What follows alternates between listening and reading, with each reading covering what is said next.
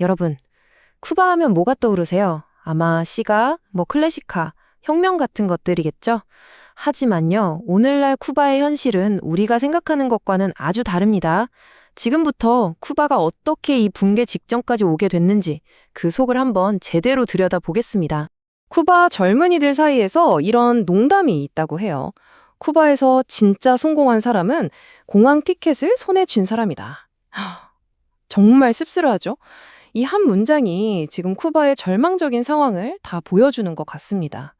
자, 그럼 오늘 이야기 바로 시작해 볼게요. 그 절망의 가장 직접적인 모습은 바로 어둠입니다. 말 그대로 전국적으로 정전이 일상이 되면서 수백만 명의 삶에서 빛이 사라져버린 거죠. 그래서 첫 번째 이야기는 바로 어둠 속의 삶입니다. 모든 문제의 시작점이라고 할 수 있는 이 붕괴 직전의 전력망 이야기부터 해보죠.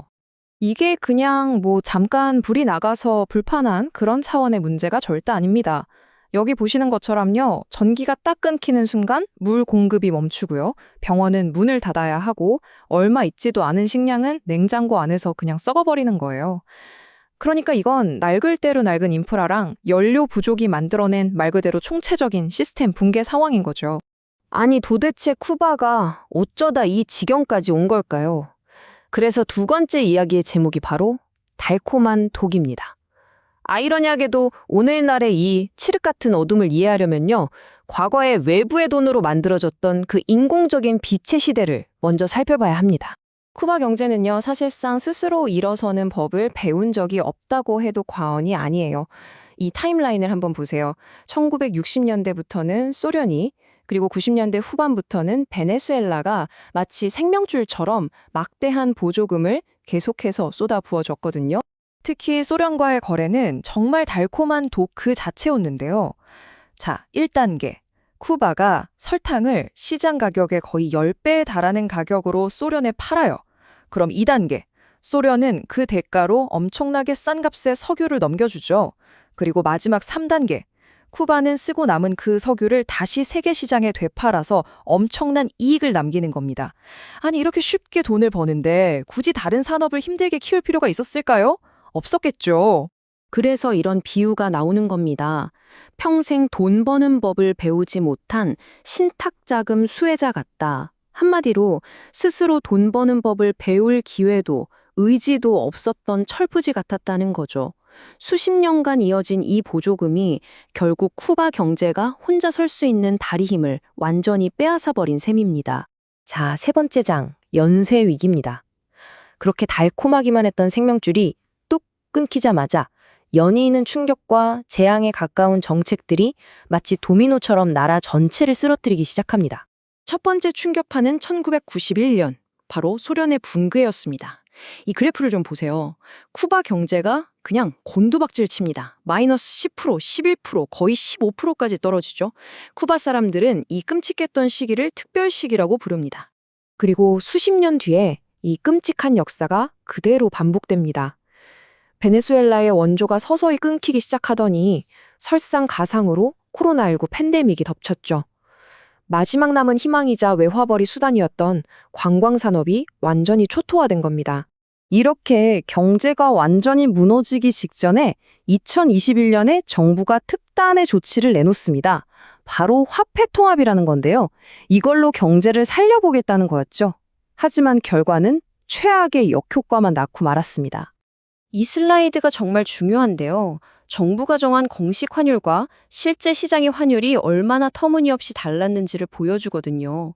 정부는 1달러는 24페소입니다 라고 땅땅 정해버렸는데 실제 암시장에서는 1달러가 120페소, 그 이상에 거래되고 있었던 거예요. 이게 무슨 의미겠어요? 하룻밤 사이에 국민들이 평생 모은 돈이 그냥 휴지 조각이 돼버렸다는 뜻입니다. 그리고 이건 끔찍한 초인플레이션의 시작일 뿐이었죠. 그 결과가 바로 이겁니다. 보세요. 쌀값은 5배, 식용유는 7배, 닭고기는 무려 10배가 뛰었습니다. 월급의 가치는 그냥 공중분해 돼버렸고 매일매일 먹고 사는 것 자체가 전쟁이 되어버린 거죠. 네 번째 위기, 발로 하는 투표입니다. 경제가 이렇게 파탄이 나니까 사람들이 더 이상 희망을 갖지 못하고 나라를 떠나기 시작한 겁니다. 이건 어쩌면 지금까지의 모든 위기보다 더 심각한 바로 인적 자본의 붕괴를 의미합니다.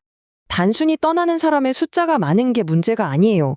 진짜 심각한 건 누가 떠나고 있느냐는 겁니다. 아플 때 치료해줄 의사, 무너진 걸 다시 세울 엔지니어, 우리 아이들을 가르칠 교사, 말 그대로 나라의 미래를 만들어가야 할 핵심 인력들이 뿌리째 뽑혀나가고 있는 상황입니다. 그 규모가 어느 정도냐면요. 2022년 단 한 해에만 22만 명이 넘는 사람들이 쿠바를 탈출했습니다. 이건 쿠바 탈출의 상징적인 사건이었던 1980년 마리엘 보트리프트 때보다도 훨씬 더 많은 숫자입니다. 정말 역사적인 대탈출인 거죠. 이건 정말이지 엔진을 통째로 도둑맞은 자동차랑 똑같은 상황입니다. 겉모습, 그러니까 차체는 남아있을지 몰라도 심장이 없으니 다시는 달릴 수가 없는 거죠. 지금 이 대탈출이 바로 쿠바의 재건에 필요한 그 엔진을 떼어가고 있는 겁니다. 자, 이 모든 상황을 종합해보면 우리는 마지막이자 가장 근본적인 질문에 도달하게 됩니다. 5번째, 붕괴 상태인가? 과연 쿠바는 돌이킬 수 없는 강을 건넌 걸까요? 빈곤율 89%. 이건 그냥 숫자가 아닙니다. 그 뒤에 숨겨진 현실을 좀 보세요. 한 달 평균 월급이 우리 돈으로 10,000원이 채 안 됩니다. 예전에는 뭐라도 줬던 배급표는 텅 비어있기 일쑤고요. 약국에 가도 기본적인 약조차 구할 수가 없습니다. 심지어 소 한 마리를 죽이면 사람을 죽인 것보다 더 무거운 처벌을 받는다는 웃지 못할 이야기까지 나올 정도입니다. 이건 국가가 국민의 기본적인 삶조차 책임지지 못하는 상태라는 거죠. 그런데 이게 정말 어쩔 수 없는 운명이었을까요? 여기 베트남의 사례를 한번 보시죠. 쿠바처럼 똑같이 제재를 받았던 사회주의 국가였지만 베트남은 완전히 다른 길을 갔습니다. 쿠바가 폐쇄 경제에 집착할 때 베트남은 도이모이라는 개혁 개방 정책을 펼쳤죠. 그 결과는 보시는 것처럼 극과 극입니다. 그래서 마지막으로 이 질문을 던져보게 됩니다.